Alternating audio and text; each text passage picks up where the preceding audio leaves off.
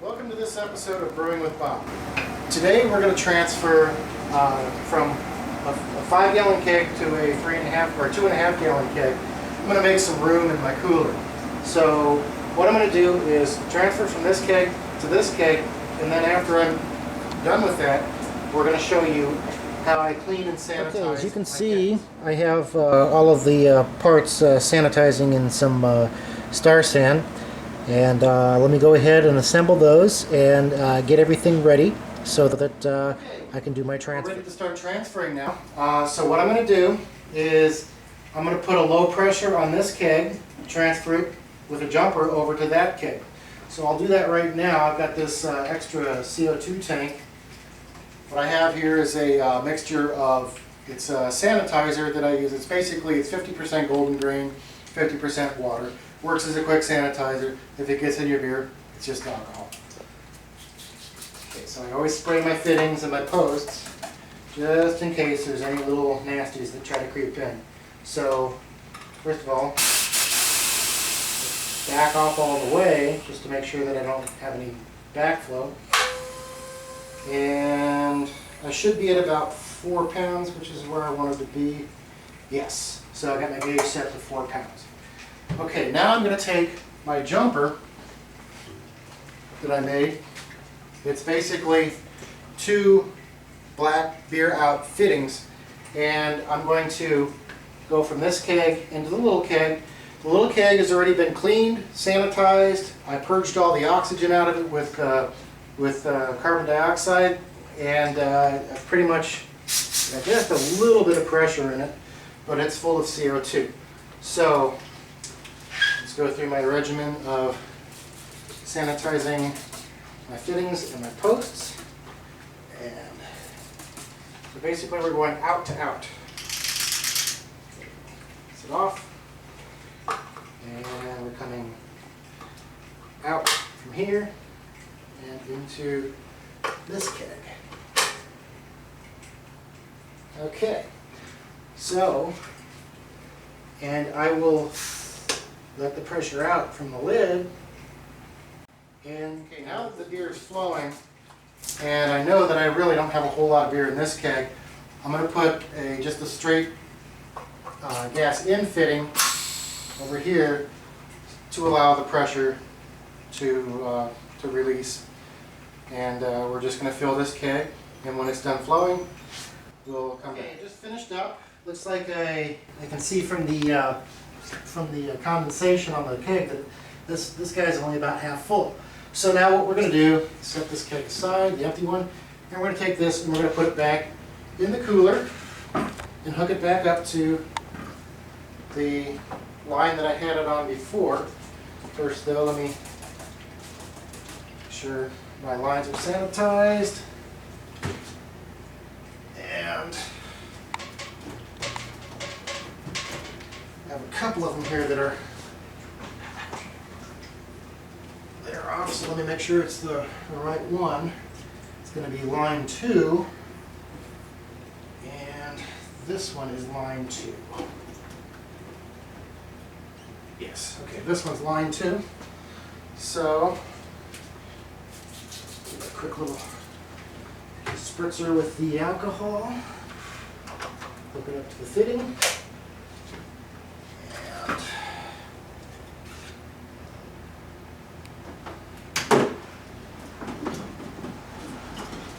hook up my gas line. Ooh, that pressure's way high. Let me dial back the pressure.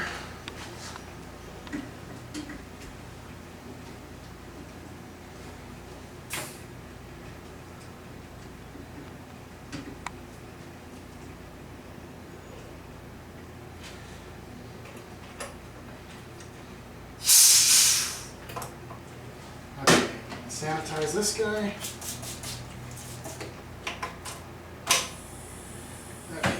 Pressure.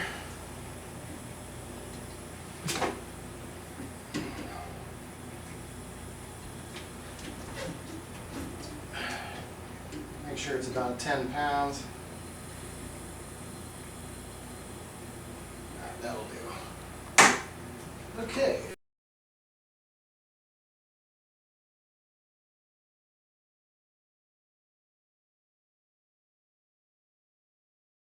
I was drinking a stout earlier.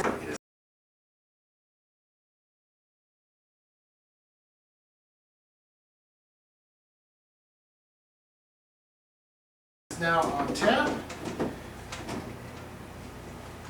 Let me pour a little bit of, because I'm going to rinse it out. I'm going to wash it. I'm going to sanitize it, and then fill it with CO2 and store it under pressure, so that the next time I'm ready to use it, I'll know that if there's any leaks or anything that I can be able to address that. So right now, follow me over to the slop sink, and I'm going to rinse it out. First, I'm going to take this little tag off and use these to identify. This was I called it my 10-gallon starter. What it was a 10-gallon batch of pale ale that Eric Onimus and I brewed, so that we could do a barley wine for our group brew project, and then do the 10-gallon barley wine on top of the yeast cake of the pale ale. So anyways, let the pressure off the keg. Okay. Take the lid out. Throw that in the sink. And what I do, I have a little gizmo that I made where I hook up to the gas and the beer fittings,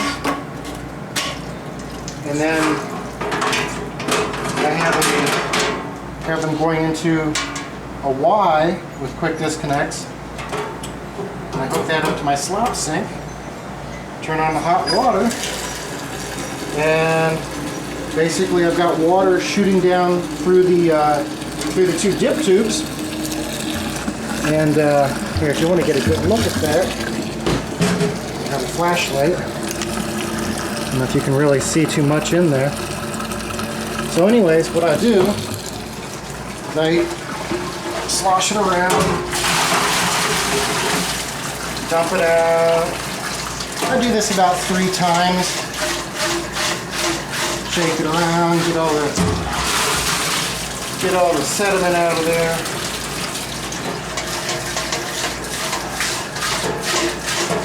You get about 3 times of hot water. You don't really have to do it a lot.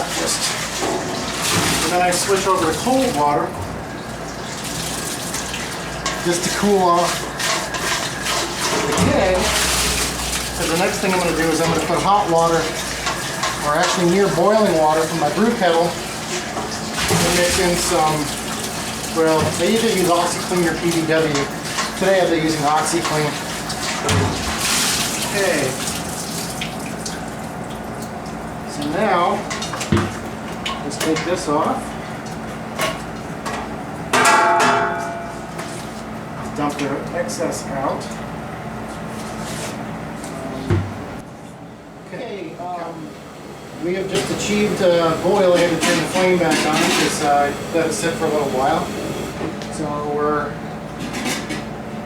right at boil. So what I'm going to do is I'm going to put some OxyClean in the keg. OxyClean's right over here.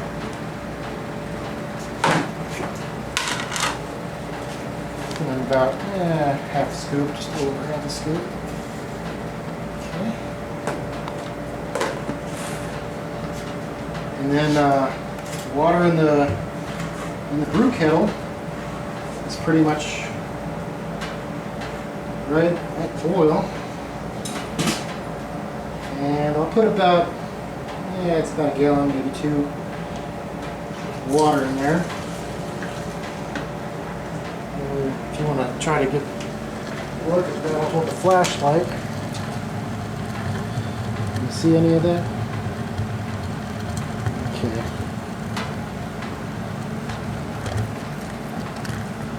You get a little cavitation there. You can kind of see the air bubbles coming through the hose, because it shows you this right at boil. No big deal. I'm not trying to pump it. So I just kind of go by weight with this, because I'm going to get a good amount of water in there, but not too heavy, because then I'll be shaking it up.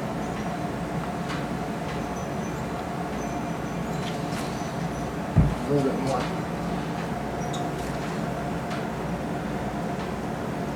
Okay, that's about enough, and I'll take the lid, put the lid on it,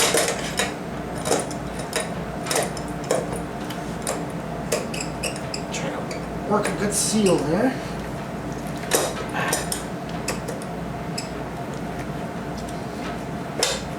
Okay. Now, what I'm going to do is I'm going to shake it up. Okay. And what happens when you shake boiling water like this is it creates a pressure on the inside of the keg. And what that pressure allows me to do is clean out the inside of the dip tubes with my handy little device. It works both ways. So I'll show you that. We'll just get a little exercise here too. It's not that heavy, but you just shake it around real good. Okay, so that's about enough. Now what I'll do, again, I'll take my little gizmo and I'll do the beer outside first. Now come over this way, and when I hook it up, you'll see, look in the sink, you'll see the water come out. See?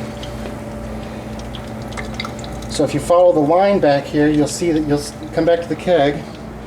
You'll see that the OxiClean solution is traveling through the dip tube and out into the sink.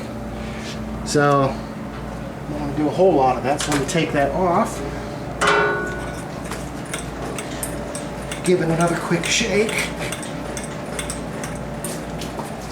Dip it upside down and do the same thing with the gas side. And there you can see the OxiClean coming out.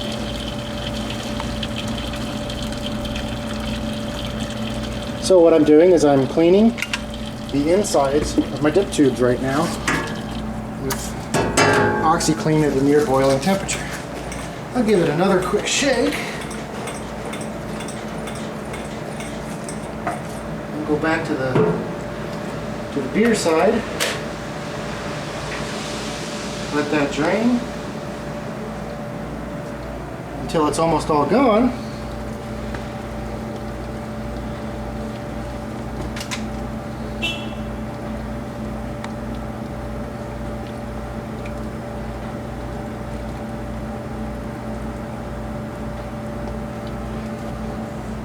Okay, it's almost all gone. And I'll hook up the gas side now. Let the pressure out. Okay, throw the lid back in the tank. Give it a last splash. You can see that's a pretty foamy amount. So now what I'm going to do is hook this up to the slop sink and give the keg a good rinsing. I'll get a good view of that.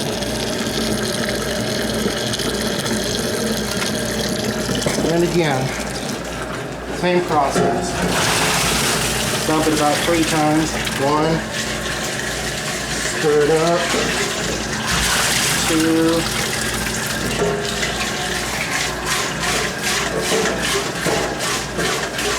stir it up a little bit more. 3. Switch it from hot to cold water.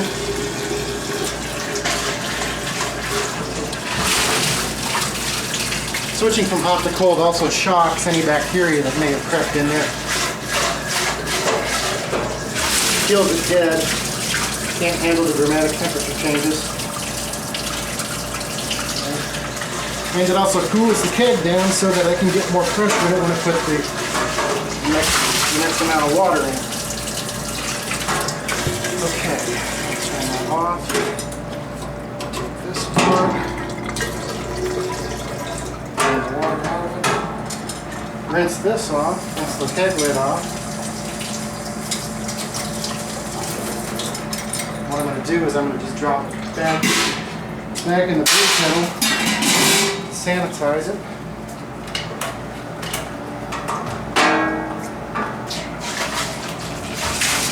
Get rid of that last bit of cold water.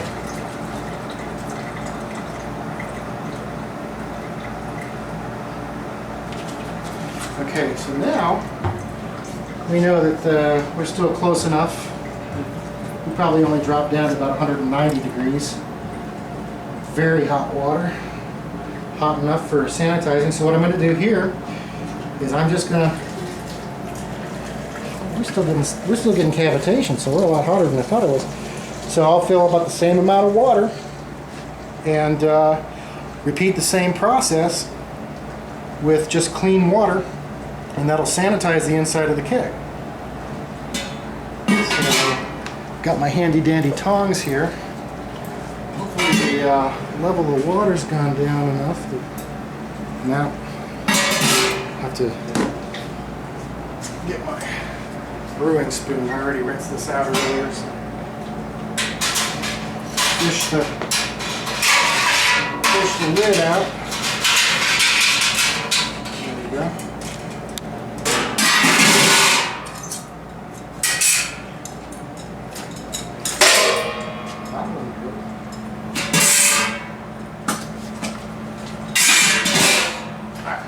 Enough water in there.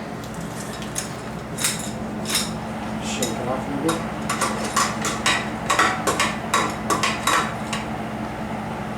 Okay, and we'll just repeat the shaking process. Make sure we got a good seal there.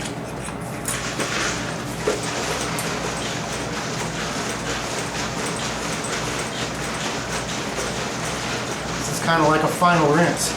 So then what I always do is I take it out over by the edge of the driveway,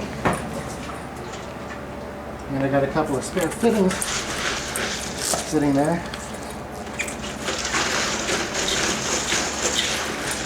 So I take my beer out fitting and just let the pressure rinse out the inside of the dip tube. Near boiling water for sanitizing.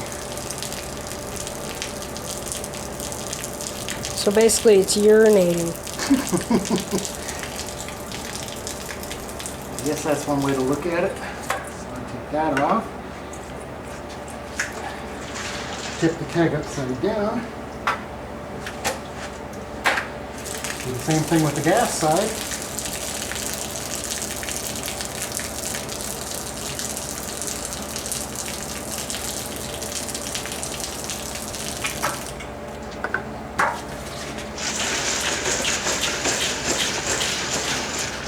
A little bit more.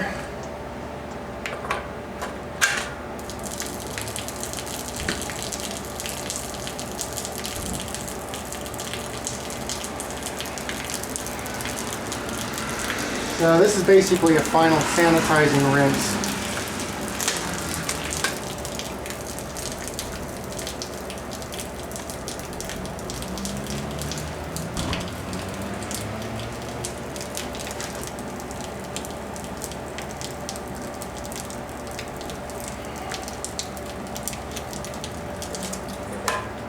Just a little bit more pressure. We're almost finished.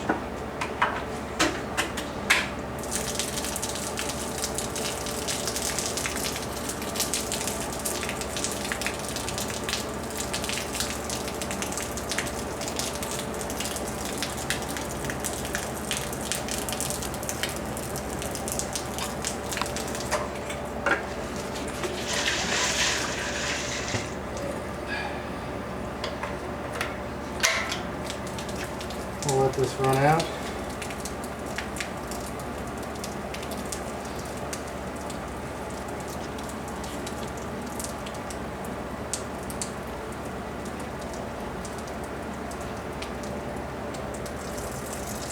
Yeah, I'll put that one out to equalize the pressure. So we'll come back over to the sink, get the lid out. It's basically clean and sanitized, so I'm just going to hang it up there to dry. And then just pour the last bit of it out and hang upside down. Now, the other thing I like to do is to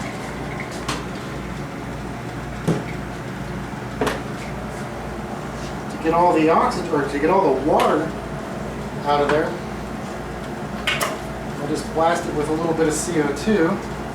Turn the pressure back up a little bit here. I like about 15 pounds. Okay. Now, for those of you out there in internet land who say, oh, you're going to be wasting CO2 on that, CO2 is cheap. And it takes me about a year to go through a 20-pounder. I've got 2 of them. So anyways, I'll start out with the gas. The gas side, or I mean not the gas, I'll start out with the beer side. And what this does is, if you watch all the steam come out, feel the steam come out? The cold CO2 hits that water and causes it to steam away. Do the same thing with the gas side. These fittings have already been sanitized. There's some more steam coming out that side.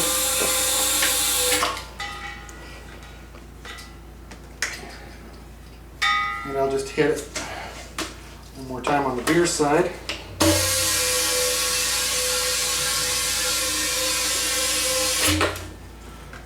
Okay. Set it here on the paper towel. And if you can get a good look, where did my flashlight go? There it is. You can get a good look up inside of there. You can see that it's virtually dry. So I'll just let it sit upside down for a little while. And then fill it with CO2 a couple times and put pressure on it, bleed it out, pressure bleed. That way it's stored on pressure with CO2 until I'm ready to use it. And tonight I've got 2 more kegs to do. So that's pretty much it. I'll come back when I'm ready to pressurize it. Okay, well, I just got done doing the other 2 kegs. You saw me clean and sanitize this keg. We've cleaned them, we've sanitized them, and used the CO2 to blast out all the while it was still hot. When we blasted it out, it pretty much almost instantly dries it. Well, these 2 kegs are done the same thing that I did with the blue top keg. And so now what I'm going to do is I'm going to fill them with CO2 under pressure and store them up on the shelf. So to get started, we're going to take this keg and put the lid on it and fill it with CO2. But before I do that, I've taken the lids and I put them in the brew kettle. I just tried to turn this off a little bit ago, so it's still hot. Let me get the right one. Ooh, that's hot.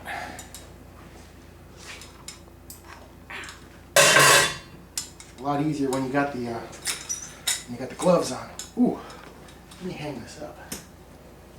Ooh, that's hot. Okay, so now, if you want to look down inside, you can see that it's nice and dry, clean and sanitary. Okay, so now I'll put the lid on it.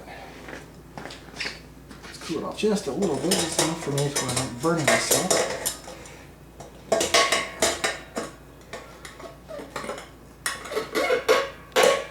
Okay, so we got about 16 pounds of pressure here. I always like to start with the beer outline. That way it purges all the oxygen out of the dip tube. So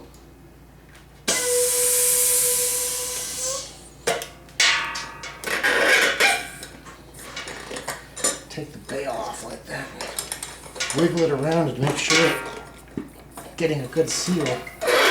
can kind of hear it hissing.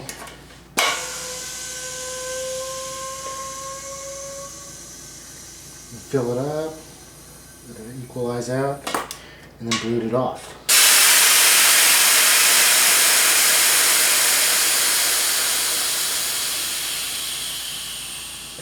Okay, and I just like to do it with the gas in, get all the oxygen out of that tube.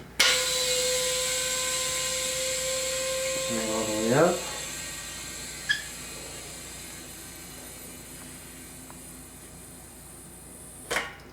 And bleed it off.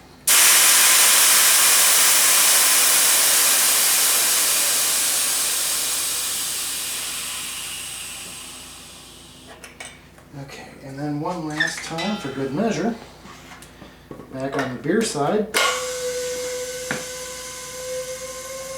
I'll just let it go until I don't hear any more sound.